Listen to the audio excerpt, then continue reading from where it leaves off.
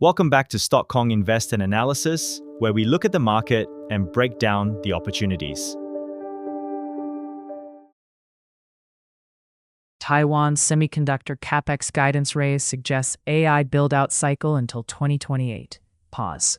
This article was written by KL Research. Summary. Pause. Taiwan Semiconductor remains the indispensable nexus of the global AI ecosystem, delivering robust financials and outperformance driven by AI-led demand for advanced processors. TSM's margin expansion is underpinned by strong pricing power, full utilization of N2, N3, N5 nodes, and advanced packaging capacity scaling, with GPM expected to reach 63 to 65% in 2026. Guidance signals a Capex supercycle, $52 to $56 billion in 2025, projecting 25% revenue compound annual growth rate through 2029, and AI data center revenue compound annual growth rate in the mid to high 50s. Valuation is fair at a forward PE of 19.7x. I plan to hold my full TSM position, confident in its wide moat and long-term earnings visibility. Introduction. I've long portrayed myself as a Taiwan Semiconductor, TSM bull. Since my last coverage, the stock has climbed 75%, outperforming the S&P 500 by several orders of magnitude, as investors become increasingly cognizant of TSMC's role as a pick and shovel in this global AI arms race. In 4Q25, TSMC delivered a robust double beat in top-line and bottom-line growth, blowing past market estimates, and reaffirmed resilient AI demand, pricing power, and a competitive moat in the global AI infrastructure buildout. 4Q25 financials analysis, reinforcing robust AI demand. TSMC delivered a stellar quarter, beating estimates on every single metric. Revenue was up 20.5% year-over-year to NT $1.046 trillion, plus 25.5% to $33.7 billion in USD terms. Net income jumped 35% to NT $505.74 billion. EPS climbed 35% to NT $19.5. GPM 62.3%, plus 3.3% year-over-year. OPM 54.0%, plus 5.0%. NPM 48.3%, plus 5.2 PPTS. Advanced processors revenue 77%, N3 28%, N5 35%, N7 14%. Revenue by platform, HPC 55%, smartphone 32%, IoT 5%, automotive 5%, DCE 1%, others 2%.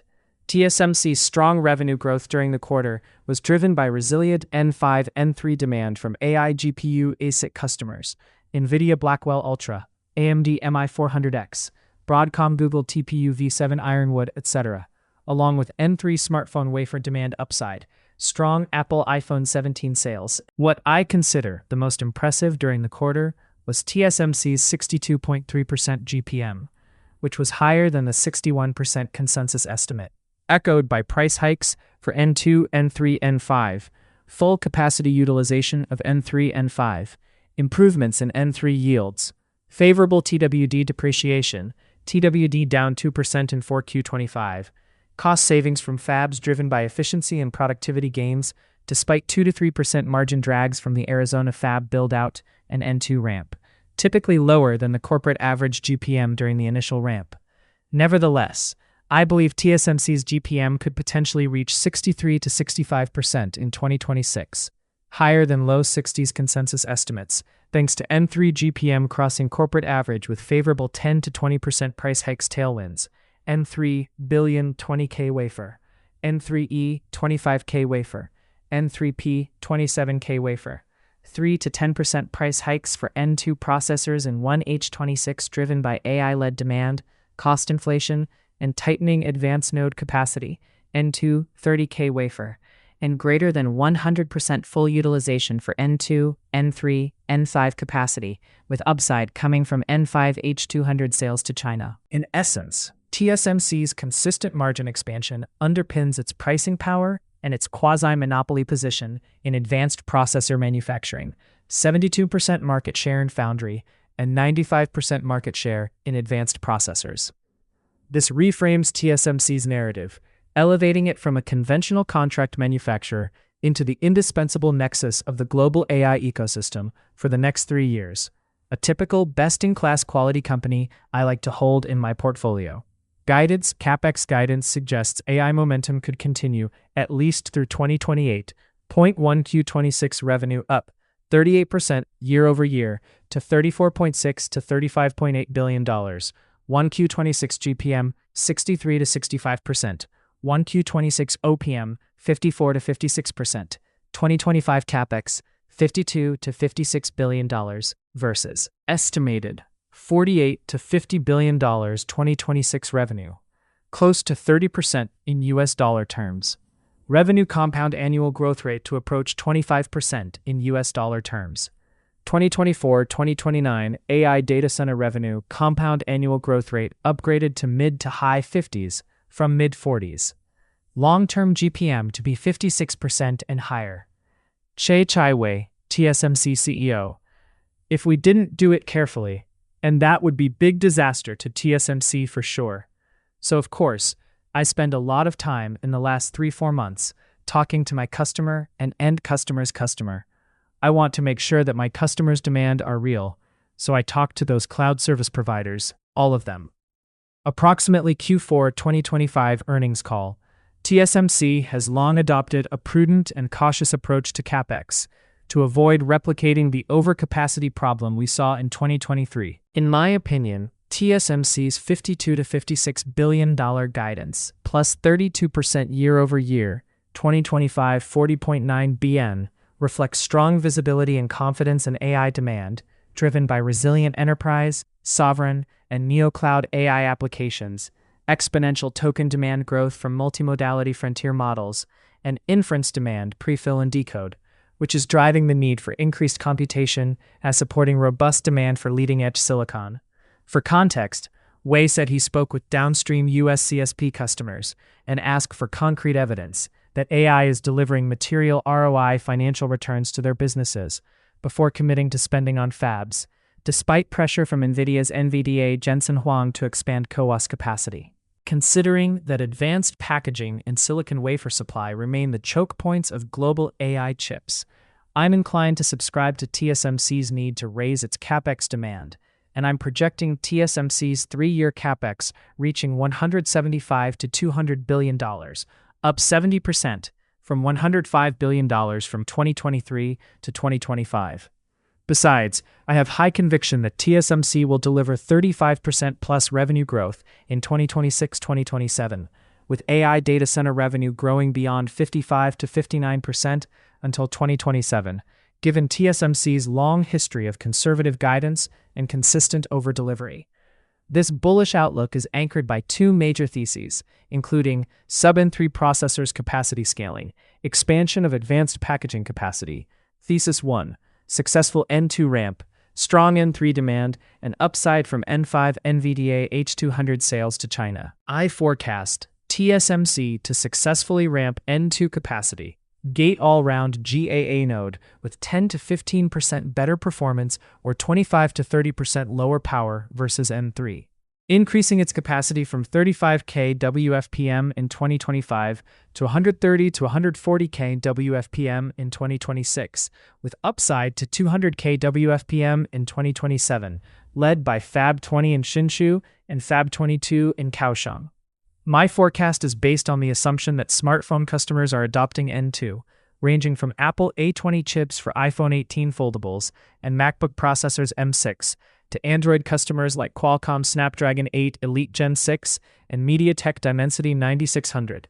Furthermore, GPU customers, including AMD EPYC Venice, MI455 500 AI accelerators, and ASIC customers Broadcom MediaTek, Google's TPU v9, AWS Trainium 4, Meta MTIA 4, might adopt N2 potentially after 2027. We may also see strong A16 demand from NVIDIA Feynman and OpenAI Titan 2 in 2028. N2 optimized for high-performance computers with backside power delivery, superpower rail offering an 8 to 10% speed boost, or a 15 to 20% power reduction at the same speed and 1.1x chip density versus N2P, offering strong revenue visibility for TSMC until 2028, in my view. Additionally, I expect N3 capacity could scale from the existing 150K WFPM in 2025 to 180K WFPM in 2026, with upside to 250K WFPM in 2027, led by robust HPC demand for NVIDIA's Vera Rubin and ASIC customers, OpenAI Titan, Trainium 3, TPU V7 Ironwood, V8AX Sunfish, V8X Zebrafish, not to mention incremental N3 capacity contributions from Arizona Fab 2, starting from 2H27. Finally, I anticipate declining demand for N5, dropping from 180K WFPM in 2025 to 150-130K WFPM in 2026-27, given process migration, NVIDIA from Hopper Blackwell to Rubin, despite some upside demand from US permits for H200, N5, sales to China. On balance, TSMC's capacity buildout highlights that we're just in the midst of an AI infrastructure buildout cycle until 2028-29, far from peaking, and that TSMC still holds the monopoly keys that dictate this AI revolution. Thesis 2. Advanced packaging remains the choke point of global AI chip development. In my opinion, TSMC's competitive advantage, CoWoS, chip-on-wafer-on-substrate advanced packaging, hinges on its ability to stack GPU cores with components such as HBM, high-bandwidth memory, efficiently.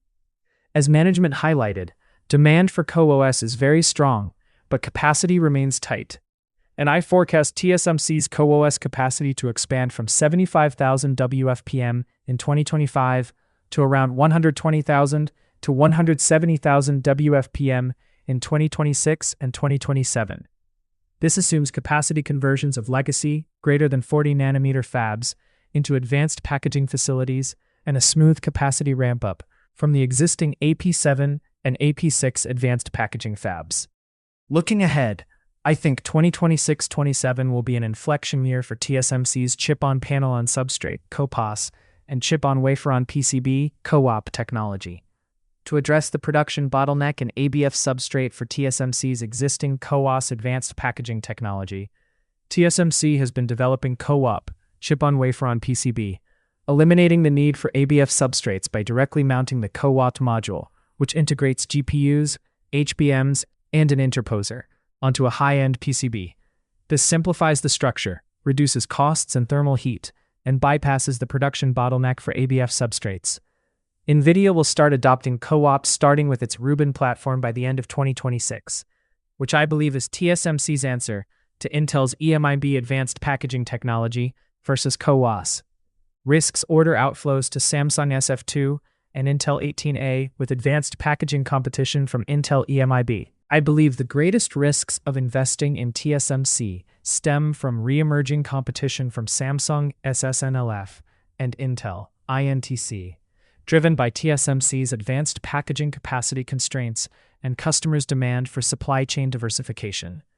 My research indicates that Intel is actively pushing EMIB, Embedded Multi-Die Interconnect Bridge, as a low-cost alternative, 30 to 40% cost savings, to TSMC's CoWoS, given no interposer is required. The benefit of using EMIB is that it supports larger package readable sizes, 6x, than TSMC's CoWoS, 3.5x, attracting US customers such as Google TPU V9, Qualcomm, Tesla, MediaTek, Microsoft, NVIDIA, Apple, and Broadcom. Investors might worry that Intel's engagement with US customers could undermine TSMC's moat, given that Apple and NVIDIA have long been its biggest customers. Nevertheless, my take is that Apple's use of Intel 18A does not undermine TSMC's competitive advantage. Since TSMC's capacity is already fully booked by US customers through 2027, with demand vastly exceeding capacity, it's natural for customers to look for alternatives. Not to mention, Apple is deepening its partnership with TSMC to transition the packaging of its A20 and A20 Pro chips in the iPhone 18 from InFO, integrated fan-out, to WMCM, wafer-level multi-chip module, to improve heat dissipation. This further reinforces US customers liking Apple's deep integration into the TSMC ecosystem, with TSMC providing an end-to-end turnkey solution from front-end advanced processors like N2, A14, to back-end packaging technologies like WMCM, something I think will take Intel at least 2 to 3 years to catch up to TSMC. Additionally, I believe TSMC is actively expediting its construction of 2 advanced packaging fabs in Arizona by the end of 2027 and bringing N3 production to Arizona by 2027 to mitigate this threat from Intel.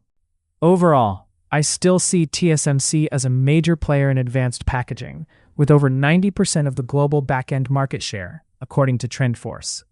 Finally, despite Samsung's aggressive push in Texas, Tesla AI 6 chip, and Qualcomm Snapdragon 8 Elite Gen 6 dual sourcing wins, I expect TSMC to remain the go-to partner for US customers. Samsung's 50% yield for 2nm is far below TSMC's 70% yield to earn customer long-term trust. Valuation. Based on my DCF model, TSMC is fairly valued with a target price of $368, implying a modest 8% upside. This assumes top-line growth of 32%, 25%, 20% from 2026, 2027, and 2028, in line with management guidance driven by the AI infrastructure build-out supercycle until 2028-2029. Operating leverage from price hikes and cost savings from fabs, with OPM expanding from 50.8% to around 54-55% by 2030. A Capex supercycle, spending over $56, $68, $79 billion of Capex from 2026 to 28, reaching $200 billion for fab buildouts in Arizona, Taiwan, Japan, and Germany. A 10.2% WACC and moderate 5% perpetual growth. Currently, TSMC trades at a forward PE of 19.7x, a 10% premium over its 10-year average of 17.9x. I believe this premium is well justified, given that TSMC's role has evolved from a conventional contract manufacturer to an indispensable nexus of the global AI ecosystem.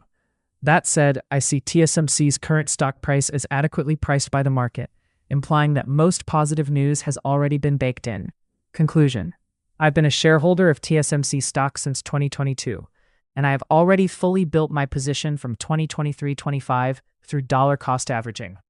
While I'm not against people buying TSMC stock right now, I urge investors to be mindful of one key motto: never overpay for quality.